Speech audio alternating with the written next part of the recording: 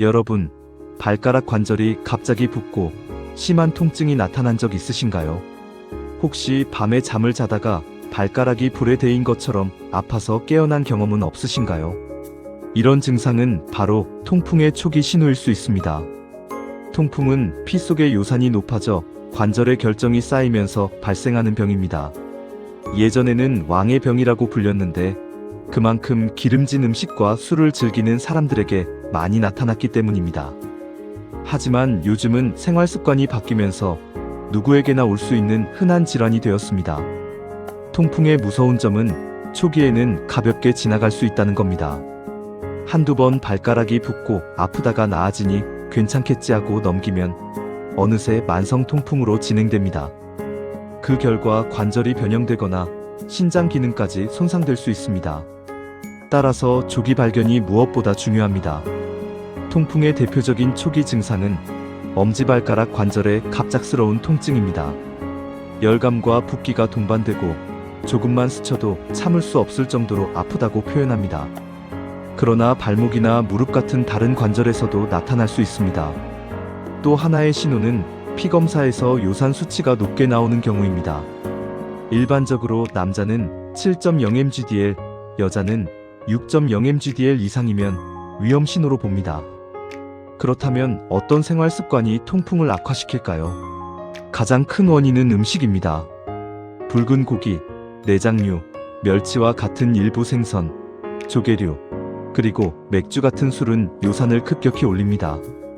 여기에 과식과 운동 부족까지 겹치면 통풍 위험은 더욱 높아집니다. 여러분, 혹시 평소 이런 음식을 즐겨 드시지는 않나요? 통풍은 생활 습관과 깊은 관련이 있기 때문에 조기 발견과 함께 식습관 관리가 핵심입니다. 우선 피해야 할 음식들을 정리해 보겠습니다. 첫째, 붉은 고기와 내장류입니다. 소고기, 돼지고기, 양고기 같은 육류, 특히 간이나 곱창 같은 내장은 요산을 크게 올립니다. 둘째, 특정 해산물입니다. 멸치, 정어리, 새우, 조개류 같은 음식은 요산 수치 상승을 부추깁니다. 셋째, 술입니다. 특히 맥주와 소주는 통풍을 악화시키는 대표적인 원인입니다. 술을 자주 마신다면 반드시 줄이거나 끊어야 합니다. 반대로 도움이 되는 음식도 있습니다. 채소와 과일은 요산 수치를 낮추는데 효과적입니다. 특히 체리, 블루베리 같은 과일은 염증을 줄이는데 도움이 됩니다. 물을 충분히 마시는 것도 중요합니다. 하루 2리터 이상 물을 마시면 요산이 소변으로 배출되어 통풍 발작을 예방할 수 있습니다. 저지방 우유와 요구르트도 도움이 됩니다. 운동도 필요합니다. 하지만 무리한 운동은 오히려 관절에 부담을 줄 수 있으니 가볍게 걷기나 스트레칭을 꾸준히 하는 것이 좋습니다. 또 한 가지 중요한 점은 체중 관리입니다. 비만은 통풍의 큰 위험 요인입니다. 실제로 살을 빼면 요산 수치가 줄어드는 경우가 많습니다. 그렇다면 통풍을 어떻게 조기 발견할 수 있을까요? 가장 확실한 방법은 정기적으로 혈액 검사를 받아 요산 수치를 확인하는 것입니다. 특히 가족 중 통풍 환자가 있거나 평소 고기를 많이 먹고 술을 즐긴다면 반드시 정기 검사를 권장합니다. 실제로 60대 남성이 술과 고기를 즐기다 발가락 관절이 붓는 증상을 겪었지만 대수롭지 않게 넘겼습니다. 몇 년 뒤 심한 발작이 반복되면서 결국 만성 통풍으로 진행되었습니다. 반대로 또 다른 환자는 초기에 검사를 받고 식습관을 바꾸어 지금까지 큰 발작 없이 건강을 유지하고 있습니다.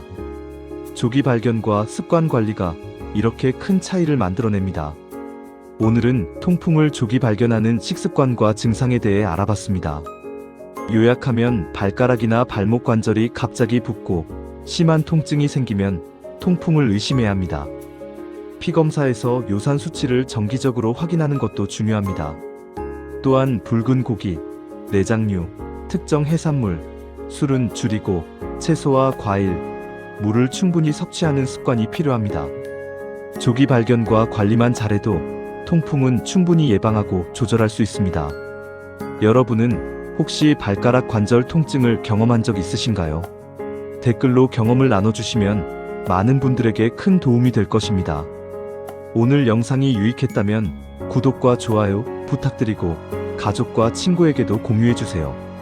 여러분의 작은 관심이 누군가의 건강을 지킬 수 있습니다.